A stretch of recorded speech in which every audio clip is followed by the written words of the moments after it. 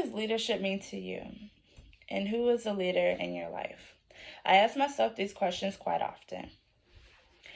Is the leader that I'm following, are they best for are they best role models for me, or should I find a different leader who best suits me and betters my life? Leadership can be viewed in many different aspects. Leadership can be in schools, it can be in sports, and it can also be in a workplace. Okay. I was a part of many different leadership organizations. In middle school, I was a part of student council. I was helping organize um, parties or community service things, fundraisers, everything in that aspect. For student council, I was a representative. So I was representing my homeroom. It was 9 of us. So each one was representing their homeroom.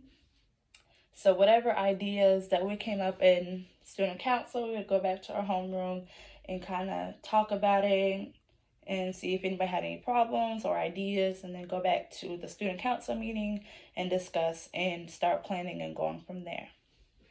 Another student leadership that I was a part of in middle school was the African American student leadership, which was African Americans coming together, and we was just talking about our history and how leadership was always a big part of our history and things like that.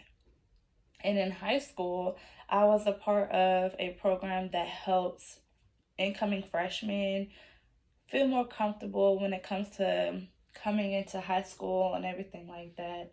So we provided many examples. So we was a mentor basically. So we provided many games and team bonding and things in that nature to have the incoming freshmen play and feel comfortable with the transition from middle school to high school. Being a leader is very relevant today because leadership is just such an important thing that each person should have and should gain under their belt.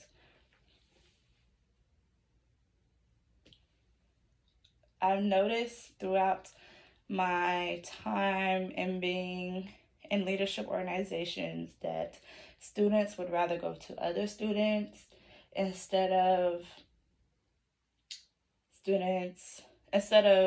students going to their teachers or to their principals. They'd rather go to other students and discuss their problems and what they'd rather do. So throughout the presentation, I'm going to be talking about many different aspects of leadership, which I think is important. So the first one is the student leadership opportunities. There are many different opportunities for leadership. Okay. Student leadership, it can be taught at a very young age. So kindergarten, elementary is usually where most of the time students start to build their leadership characteristics. For example, if a teacher asks a class who would like to pass out papers to their classmates, and a student raises their hand, say, me, I want to pass out papers, that right there is a student showing leadership.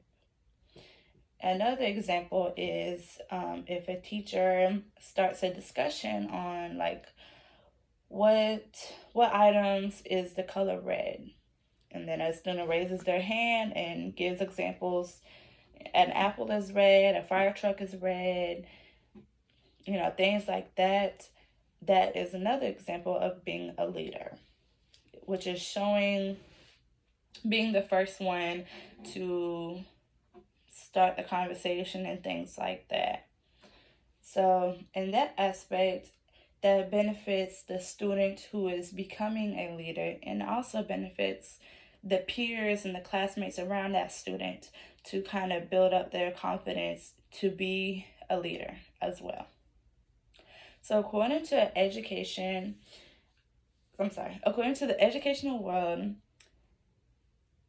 activities, so involving student learning, I'm sorry, involving student leadership in the classroom helps students most when their teachers are encouraging them.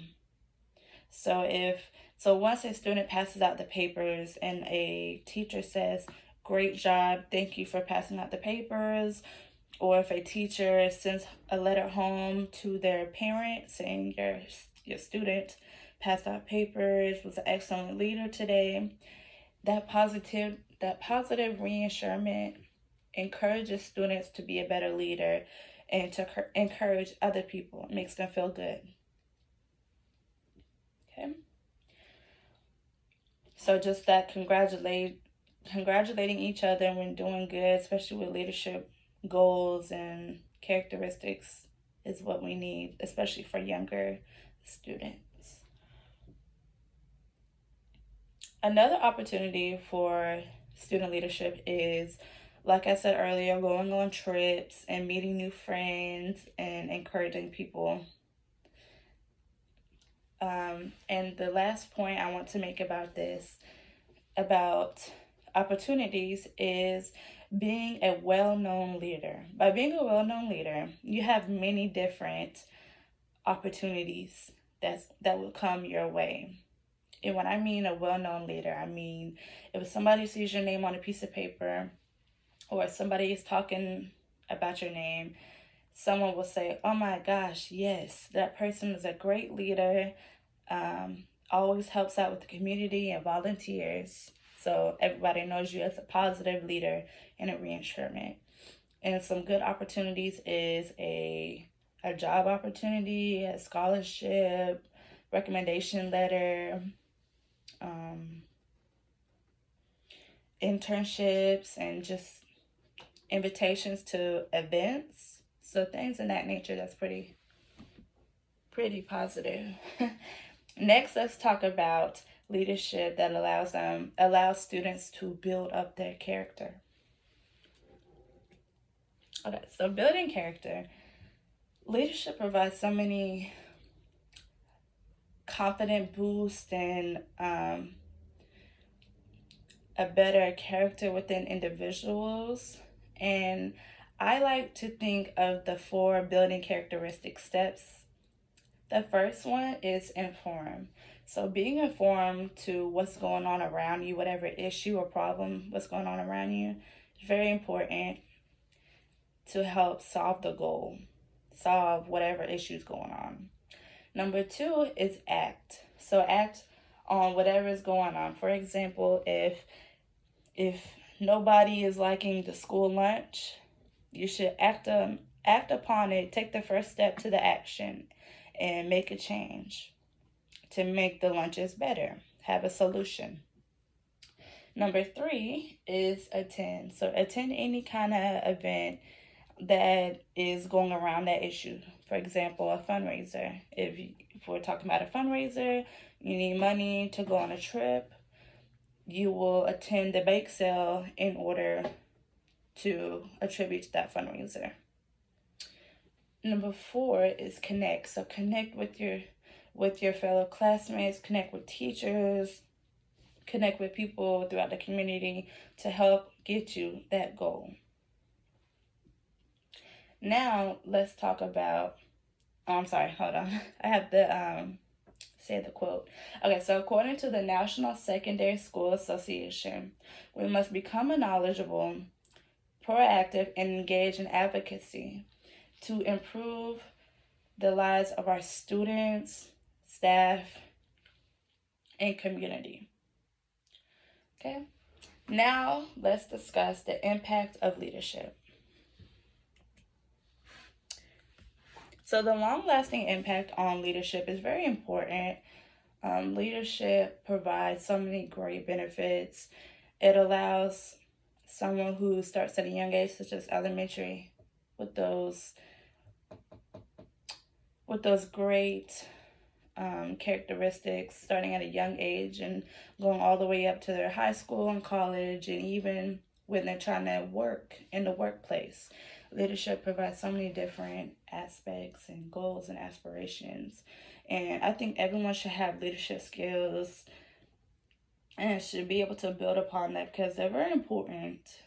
You should have leadership skills to pass along to others who are younger or your friends, anybody. Like, you should be able to pass along great leadership skills so everyone can have those same goals and not be kind of selfish.